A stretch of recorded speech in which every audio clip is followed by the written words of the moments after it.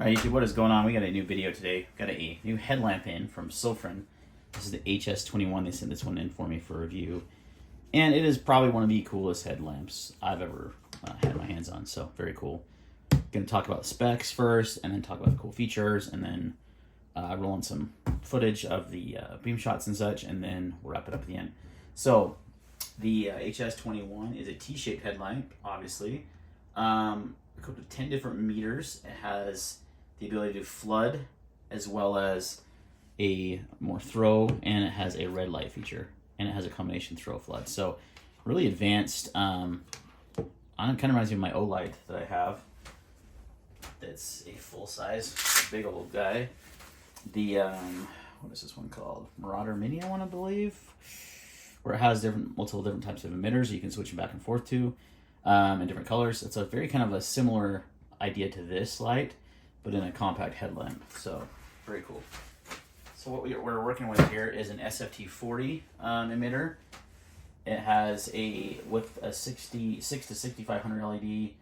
Then you have 6 CSP 1919 5000 LEDs, and then you have 3 HL1R red LEDs. It's got a buck driver, which is awesome. Runs on an 18650 battery. USB-C type charging. In the box you get obviously the light itself, the band, and then you get a manual, which good luck reading it. It is the smallest print you've ever seen. I don't know how people read these things. I just download the PDFs usually. And then you've got your charger. It comes with a USB-C cable. So I love that. USB-C is the standard, which is great. All right, so let's talk about the outputs and such. So this guy will throw up to 230 meters when it's on its the throw setting, which is this first one here. You can see it's currently on that right now, and it does have a moonlight mode, so it goes all the way down to 2 lumens. The low is 30 lumens. Sorry, this is actually for the floodlight, spotlight. So each one has kind of a little bit different outputs. So the moonlight is the moonlight is the same of 2 lumens. The low is 50 on the spotlight, 400 on the medium, 1000 on high, and turbo is 2000. On the floodlight, your turbo goes up only 2100.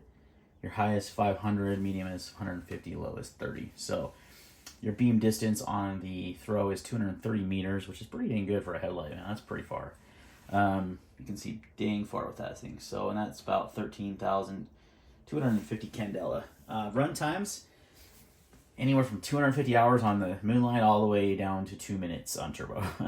But on high, you're going to get like 2 hours on the floodlight, but only about 10 minutes on the spotlight. So you're not going to use the spotlight probably all the time. The floodlight kind of makes more sense to me on a headlamp, but interesting variation there in the battery time there. You can also combine the spot and floodlight, obviously, and then that puts your runtime at roughly quite a bit lower because you're using that spot, but you get that longer throw and you get the flood combination. On the red light, your 0.5 lumen is your low, as your eco mode as they call it, or moonlight. Low is 2 lumens, medium is 20, high is 50, and turbo is 100. So the red light is obviously designed not to be super bright. So let's talk about the features of this guy. So you have the nice headband, which is very comfortable. You have your battery compartment here, and screw this, put your battery in, pretty self-explanatory. It does have the ability to articulate, which is great.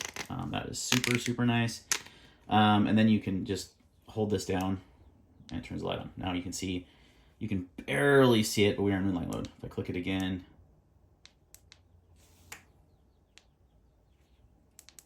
double click, and we're in low, medium, high, turbo. Moonlight, low, medium, high, turbo. So easy to cycle through the modes. If you want to change from spotlight to flood, you just simply, and you can see the LEDs, how they, actually let's go down to, that is the lowest mode, that's still pretty bright. You can see how the LEDs change to these outside LEDs versus the inside LED for the spot. Kind of see that difference. Maybe if I can diffuse it a little bit. God, it's still pretty bright. And then you got the both mode, where you're gonna have both spot and flood, and then you have your red light mode, which you can easily see there. So it's just a rotary knob to switch those back and forth, which is really cool.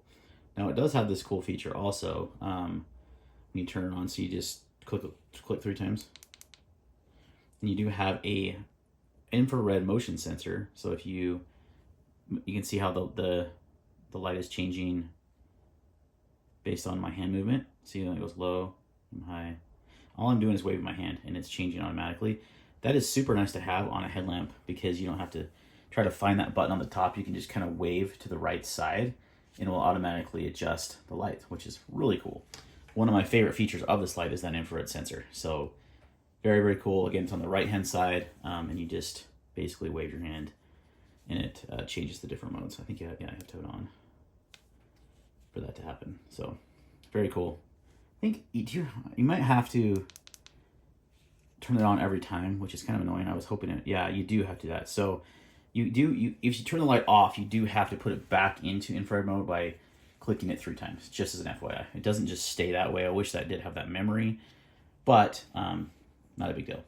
So click it 3 times, boom, you got that infrared mode. And if you want to change the brightness, you just wave your hand, which is great. Now, obviously, if you want to change the type of light, you just rotate this knob. So pretty easy, intuitive interface. Really cool feature functionality there. You have the flood, you have the spot, the red light if you want to use it for hunting, or like I mentioned in the beam shots, you can utilize it with, like when we go to shoot night vision, we use headlamps when we're not using our nods, and people might have their nods on. They're not going to get blinded by your white light, that you have that red light to kind of see, and doesn't come across bad in night vision. So that's a cool feature.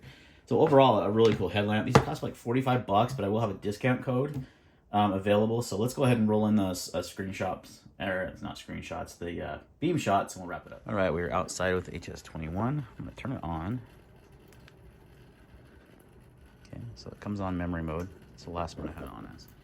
Now this is on the spotlight mode. The twist turns it to the flood mode.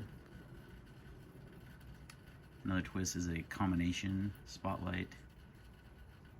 And then we have our red mode. Now, let's do the red a little higher.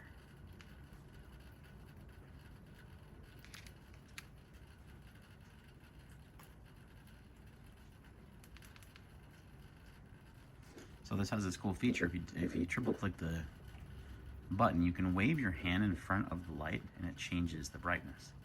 I'm gonna wave my hand.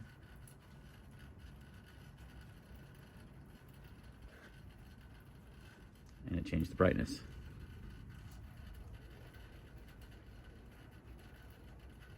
It's pretty crazy. There it goes again. Changed brightness. Waved in front again. Now it went on low. So all that done by just putting my hand in front of the sensor. So it's got an infrared sensor. And it's even turned it off just doing that, which is really cool. So that is low, medium, high, really bright, and turbo. As you can see on the throw mode, it's got a pretty good amount of throw. The spotlight. What's interesting about this is it changes. When it wants spotlight, now it's on a lower mode. So I gotta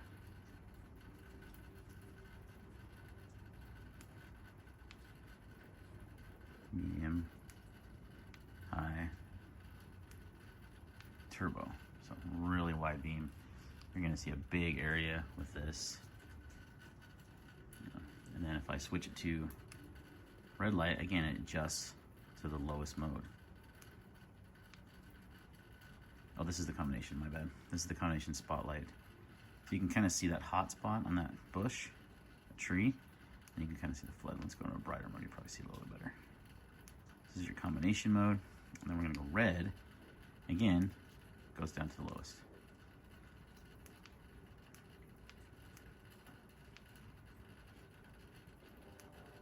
And you're probably not picking up that red much at all, because it's obviously meant to be red light, so it's not going to pick up. You can kind of see it on the snow there. That is on the highest level, I believe. No, that's the highest. So that was on high. This is turbo for the red. So if you want to keep your night vision, still be able to see a pretty much good amount in the dark. If you're tracking animals or what are you using this for? It's really actually nice when we go out and shoot and use our night vision. We use red headlamps because it doesn't mess with your, like if you have night vision goggles on and someone's using a white light, no fun. But the red light isn't a big deal. So just do a quick little twist and you can change those modes, which is really cool. Very cool headlamp with I love the rotary knob. I love the sensor to change the light, and just a really cool headlamp. All right, a couple. So you saw those beam shots and everything. So plenty bright, really good for a headlamp. I really like headlamps for in your car. Like I love having a headlamp in my car, my vehicle, in case I need to pop the hood in the middle of the night and work on it. You just put it on your head and have hands free. You can use, I've used magnetized flashlights for that, but I think a headlamp is still preferred for that personally.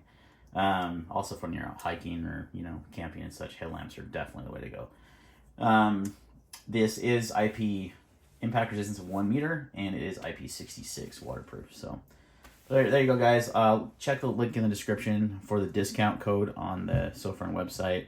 I'll also put a link to Amazon where you can purchase this as well. Thanks for watching, and we'll see you in the next video.